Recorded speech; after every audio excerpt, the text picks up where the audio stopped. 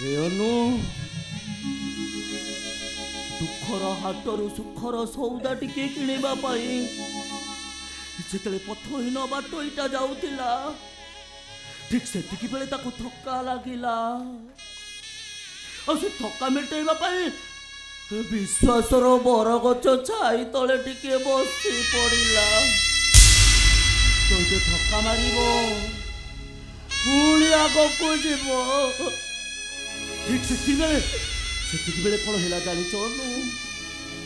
ଏ ଅବିଶ୍ୱାସର ବରଗଛ ଡାଳଟା ଭାଙ୍ଗି ପଡ଼ିଲା।